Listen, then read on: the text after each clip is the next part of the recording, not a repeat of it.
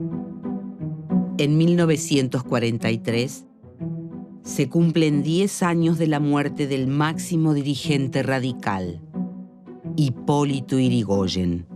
Los orígenes revolucionarios del partido han quedado atrás y el fraude que sostiene a los conservadores en el poder desde 1930 mantiene a la Unión Cívica Radical maniatada como opción electoral. El 4 de junio, un golpe militar derroca al presidente conservador Ramón Castillo. Desde la Secretaría de Trabajo y Previsión Social, el coronel Juan Domingo Perón tiende puentes con un sector de gran crecimiento en los últimos años, el sector obrero. También intenta un acercamiento con el radicalismo. Sin embargo, la conducción radical en manos de los alvearistas rechaza cualquier proximidad con el nuevo régimen. Cuando a fines de 1945 Perón lanza su candidatura presidencial, la Unión Cívica Radical se alía con el Partido Socialista, el Comunista y el Demócrata Progresista para formar la Unión Democrática. Pero otros radicales ven en Perón al continuador de la tradición nacional y popular de Hipólito Yrigoyen. Hortensio Quijano, John William Cook, Armando Antile y Diego Luis Molinari abandonan el partido para formar la Unión Cívica Radical Junta Renovadora, que da su apoyo a Perón. El Grupo Forja se disuelve y muchos de sus miembros, como Arturo Jaureche, se convierten en activos militantes del peronismo.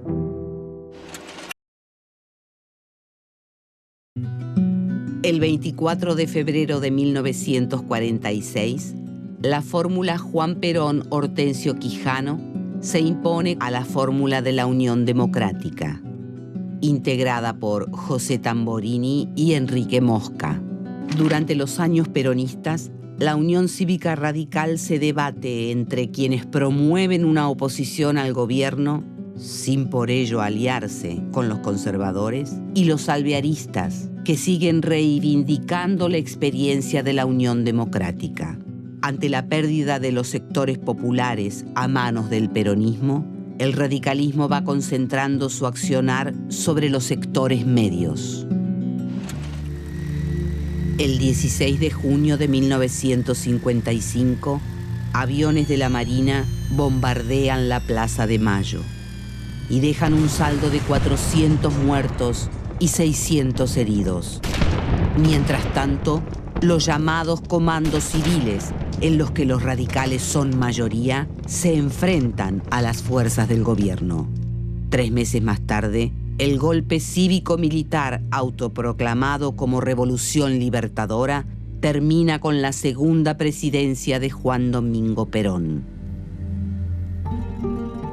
Con el fin del gobierno peronista y su proscripción, dentro de la Unión Cívica Radical surgen 2 posturas que llevan a la división del partido.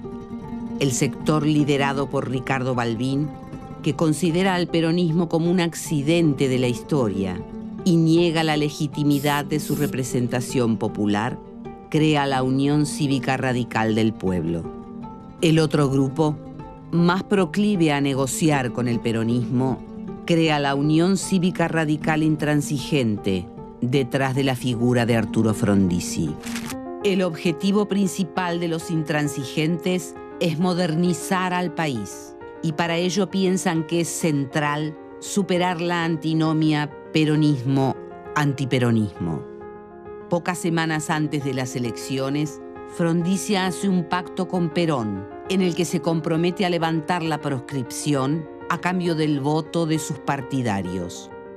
Así, el 23 de febrero de 1958, el líder del radicalismo intransigente llega a la presidencia.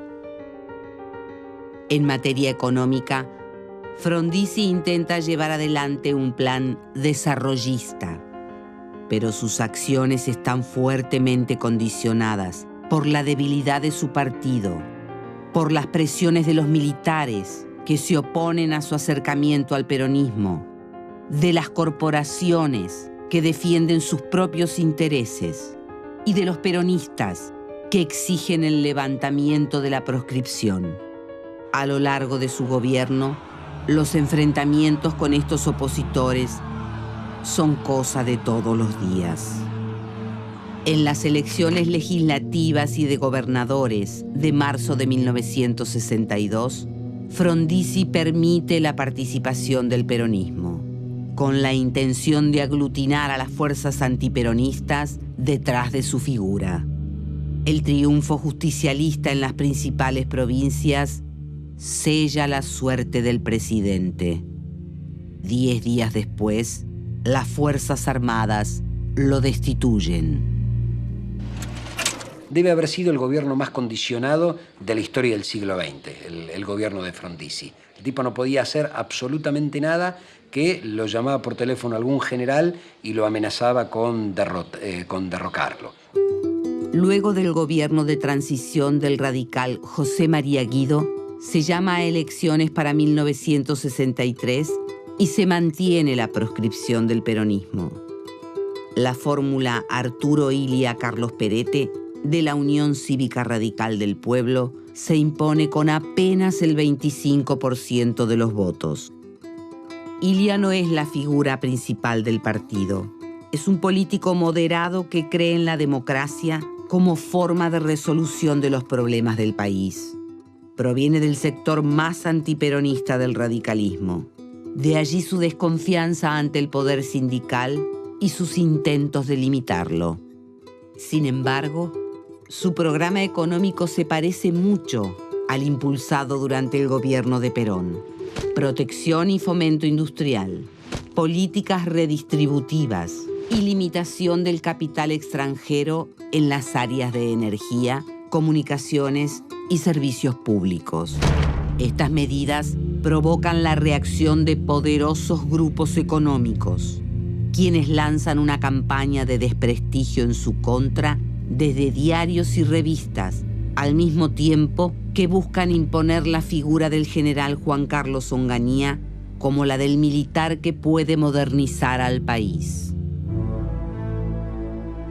El 28 de junio de 1966, un grupo de oficiales del ejército le exige la renuncia a Arturo Illia. El presidente se niega. Tropas militares rodean la casa de gobierno, mientras efectivos policiales se preparan para lanzar gases lacrimógenos en el interior. Temeroso por la seguridad de sus acompañantes, Arturo Illia finalmente renuncia. Fíjate que ese golpe se dio para terminar con la lentitud de un gobierno que produjo récords en términos de crecimiento, de distribución del ingreso, de aumento de salario real, de reducción de la deuda externa, etc. Y al mismo tiempo se decía que era para terminar con la corrupción de ese gobierno. Justamente el doctor Illia, que si hay un ícono de transparencia y ética democrática en Argentina, es propiamente el doctor Illia. A pesar del férreo control ideológico del gobierno militar, los años 60 son un período de grandes movilizaciones políticas y sociales. En noviembre de 1970, la Unión Cívica Radical firma junto con Perón un documento llamado La Hora del Pueblo, al que luego se suman otros partidos. El documento, entre otros reclamos, pide una salida electoral sin vetos ni proscripciones. Por primera vez, los dos partidos mayoritarios unen sus fuerzas para defender la democracia. En 1971, el presidente de facto, Alejandro Agustín Lanusse, reestablece la vida interna de los partidos políticos, pero solo permite que uno de los partidos en los que se encuentra dividido el radicalismo conserve el nombre original, que queda en manos de la Unión Cívica Radical del Pueblo. La Unión Cívica Radical Intransigente adopta el nombre de Partido Intransigente. En marzo de 1973, Tras 17 años de proscripción, la fórmula justicialista Héctor Cámpora, Vicente Solano Lima se impone a la fórmula radical Ricardo Balbín, Eduardo Gamón. El peronismo se debate en profundas luchas internas que se intensifican en 1974 con la muerte de Perón. Frente a esta situación, la Unión Cívica Radical no logra articular un proyecto alternativo al del peronismo que evite el cada vez más anunciado golpe militar. El 24 de marzo de 1976 comienza la dictadura militar más devastadora de la historia argentina. A pesar de contar entre sus filas con víctimas del terrorismo de Estado, la Unión Cívica Radical es parte de la inmovilidad general. Pero algunos dirigentes, como Raúl Alfonsín, tienen una actuación destacada en los organismos de derechos humanos. En junio de 1981, con el objetivo de presionar por la normalización institucional del país, el radicalismo, junto con el Partido Justicialista, el Movimiento Integración y Desarrollo, el Partido Intransigente y el Partido Demócrata Cristiano, comienza a organizar la multipartidaria. El 9 de septiembre de ese mismo año, Ricardo Balbín muere. Con él, termina toda una época del ya casi centenario partido. Yo rescato al Balbín del 72, porque el Balbín del 72 lo que hace es hablar de la Unión Nacional. En 1982, cuando estalla la Guerra de Malvinas, la mayoría de la Unión Cívica Radical decide dar su apoyo a los planes militares del presidente de facto Galtieri. Pero un importante sector del movimiento de Renovación y Cambio, liderado por Raúl Alfonsín, mantiene una distancia prudente con el gobierno. En 1983, Raúl Alfonsín, acompañado por Víctor Martínez, es proclamado candidato a presidente. Propone a la Unión Cívica Radical como un partido mayoritario, con la capacidad de romper con el pasado, signado por las dictaduras y las luchas facciosas.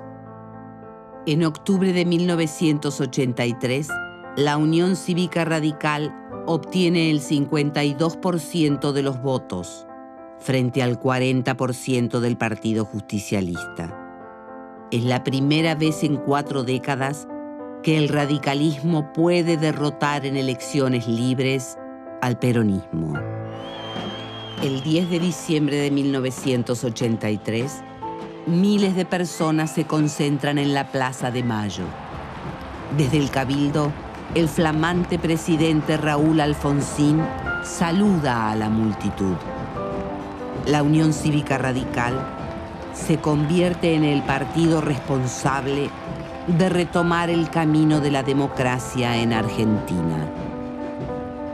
Una vez en el gobierno, Alfonsín se impone 3 objetivos: avanzar en la construcción de lo que él llama el tercer movimiento histórico, que combine la democracia política del irigoyenismo con la democracia social del peronismo; juzgar a los responsables de la violación de los derechos humanos durante la última dictadura; y desarrollar una economía que permita la mejor distribución de la riqueza. La transición argentina fue una transición muy particular porque fue una transición de ruptura. Producto de la derrota militar en Malvinas, los militares no pudieron imponer condiciones. Y el liderazgo que surgió a partir de ese momento de Alfonsín tuvo ventajas y desventajas en ese gobierno de transición.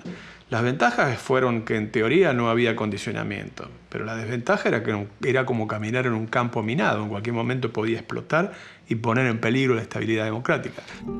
Los primeros años del gobierno de Alfonsín son una verdadera reactivación política, social y cultural.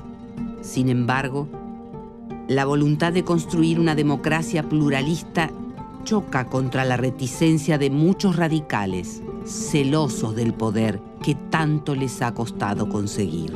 Y si bien muchos peronistas mantienen una postura favorable al diálogo, el sindicalismo conducido por Saúl Ubaldini se opone con firmeza al gobierno, en el marco de una economía que se deteriora rápidamente. La creación de la Comisión Nacional sobre la Desaparición de Personas, conocida como CONADEP, y los juicios a las juntas provocan el creciente malestar entre los militares, lo que obliga al gobierno a retroceder e impulsar la sanción de la ley de punto final. Durante la Semana Santa de 1987, Aldo Rico comanda el levantamiento de un grupo de oficiales conocido como los Carapintadas. El saldo de esa rebelión es la sanción de la Ley de Obediencia Debida, que concentra la culpa de la represión ilegal en las juntas militares ya juzgadas. Sin embargo, es en la economía donde se encuentra el fracaso más estrepitoso. Una enorme deuda externa, sumada a una inflación creciente, conducen a políticas de ajuste y al congelamiento de salarios. El costo social y político de estas medidas es muy alto. En las elecciones de 1987, el radicalismo es ampliamente derrotado por el Partido Justicialista y todos los problemas se intensifican. Se disparan la inflación, las demandas salariales y el déficit fiscal. En este contexto, el 14 de mayo de 1989, la fórmula presidencial Eduardo Angelós, Juan Manuel Casela, es derrotada por la fórmula justicialista Carlos Menem, Eduardo Duhalde. Tras las elecciones, se desata un proceso hiperinflacionario que profundiza la crisis del gobierno. 6 meses antes del final establecido para su mandato, Raúl Alfonsín decide entregar su puesto. La década de los 90 se caracteriza por la hegemonía del pensamiento neoliberal. El radicalismo no es ajeno a ese clima y el neoliberalismo también se hace fuerte en el partido. Durante esos años, el lugar de la oposición al menemismo es ocupado por el FREPASO, un nuevo partido que reúne a peronistas disidentes, exradicales y partidos de izquierda. Durante la segunda presidencia de Carlos Menem, iniciada en 1995, se consolida dentro de la Unión Cívica Radical la tendencia a formar una alianza con el FREPASO. En 1997 constituyen la Alianza para el Trabajo, la Justicia y la Educación. El 24 de octubre de 1999, la fórmula integrada por Fernando de la Rúa y Carlos Chacho Álvarez triunfa en las elecciones. El nuevo gobierno asume en un clima de profunda recesión económica. Ante la decisión de continuar con los pagos de la deuda externa, el gobierno dictamina la suba de impuestos y recortes del gasto público, que incluyen bajas en salarios y jubilaciones. Antes de cumplir un año de mandato, la alianza enfrenta su primera gran crisis. Varios miembros del Senado son acusados de recibir coimas del Poder Ejecutivo para lograr la sanción de la reforma laboral. El escándalo provoca la renuncia del vicepresidente Álvarez, que acusa al primer mandatario de no tener interés por investigar las denuncias. Durante todo el 2001, el descrédito de los políticos se profundiza y en las elecciones legislativas de ese año, el voto nulo y en blanco alcanza el 20%. En el mes de diciembre, en medio de rumores de una cesación de pagos, de una fenomenal corrida cambiaria y una fuga de divisas del país, el ministro de Economía, Domingo Cavallo, decide restringir la salida de dinero de los bancos. En las jornadas del 19 y 20 de diciembre del 2001, la población de distintas partes del país sale a las calles. Golpeando sus cacerolas, reclaman por la renuncia del presidente y de todos los funcionarios. Las manifestaciones son reprimidas con dureza y dejan un saldo de más de 30 muertos en todo el país. Fernando de la Rúa renuncia a la presidencia. Comienza una de las peores crisis políticas de la historia argentina. Tras la crisis del 2001, la Unión Cívica Radical se fragmenta y obtiene los resultados electorales más bajos de su historia. Sin embargo, a pesar de esa merma electoral, los radicales conservan una buena presencia en gobiernos locales. El 31 de marzo del 2009, muere Raúl Alfonsín. Con él se va la última gran figura del partido. La Unión Cívica Radical es el primer partido político moderno de la Argentina. Nace a fines del siglo XIX y se transforma en un actor de toda la historia del siglo XX, intentando prolongar su influencia en la Argentina del siglo XXI.